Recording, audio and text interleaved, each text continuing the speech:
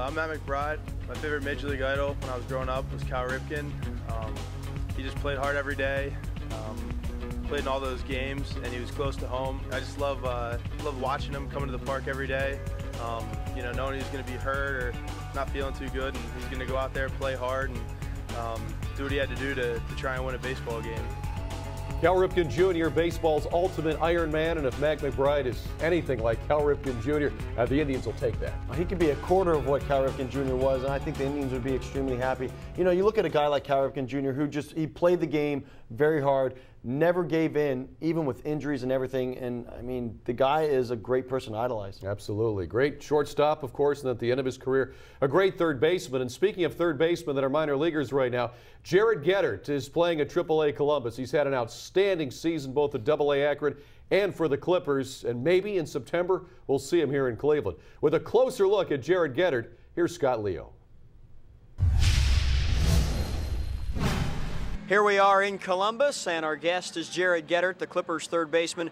Jared, first of all, thanks for taking a few minutes with us. It's been a pretty whirlwind 2010 season for you.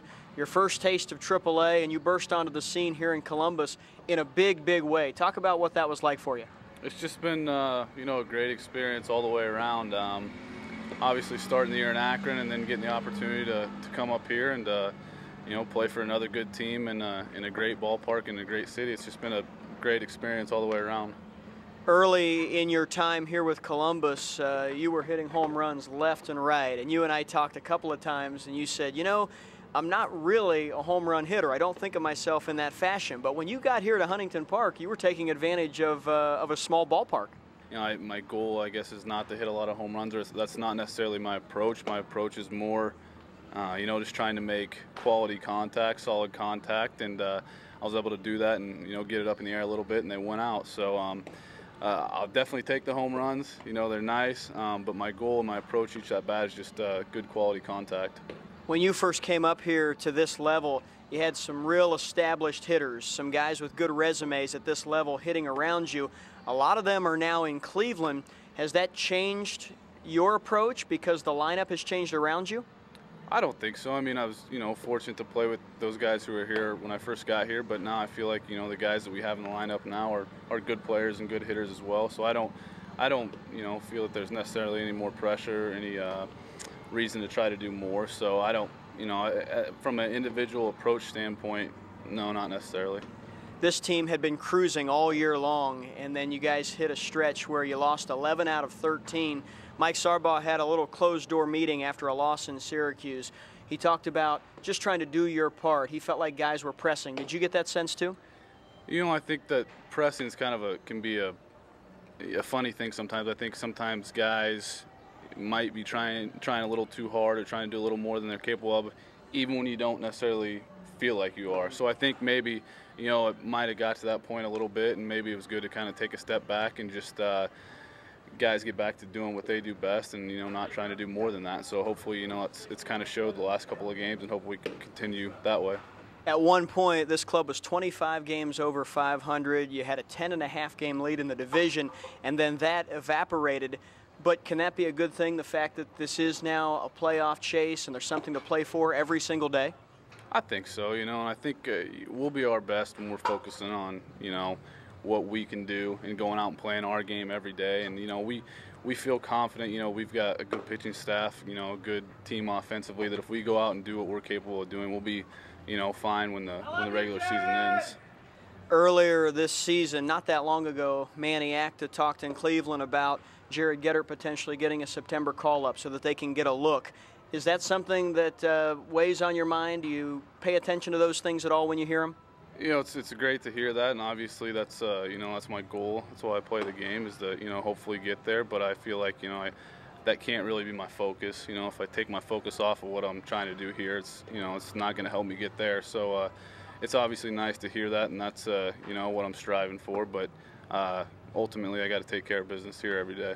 You're known for your offense, but defensively, we've seen an improvement here at AAA. When you came here, you were struggling quite a bit at the hot corner. What have you done to improve yourself? It's just been, you know, working at it every day.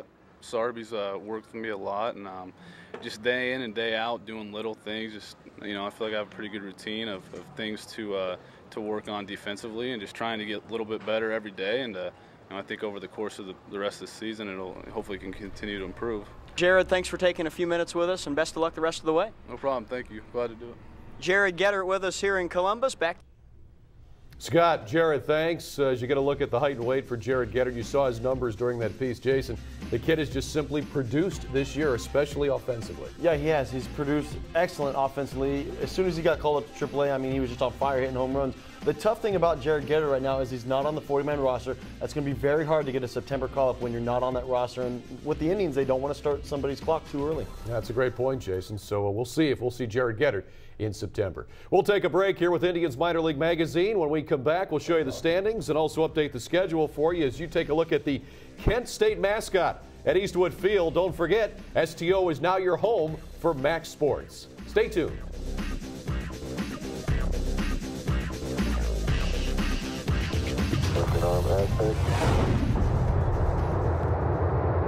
Beautiful. 26, 36 feet. Here's a look at the standings for you on the Indians minor league teams. Columbus was in first place throughout the year, but now they're in second place in the International League West. You see Akron, Kinston, Lake County, and Mahoning Valley there as well.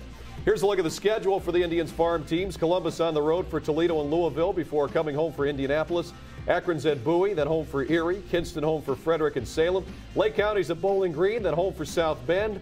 Get a team card set Saturday and Sunday. Great promotion there. And Mahoning Valley home for State College, then at Auburn. Just a few moments left, Jay, but these young arms in the system looking good. They are. They're looking very good. And that's the nice thing is that at the end of the season, you want to see all these pitchers and hitters progress like they should so they can move up to next year. We're out of time. Check out some of the great moments at Lake County. And don't forget, if you like us here, find us on Facebook as well. For Jason Stanford, I'm Al Pulowski. Have a good one. Deep left field. Going back on it is Hopkins. At the track, at the wall, and it's gone! Casey Frawley with a walk-off home run. And the Captains are Eastern Division champions in the Midwest League. The Frawley man comes through. The final is in, and the news is good today.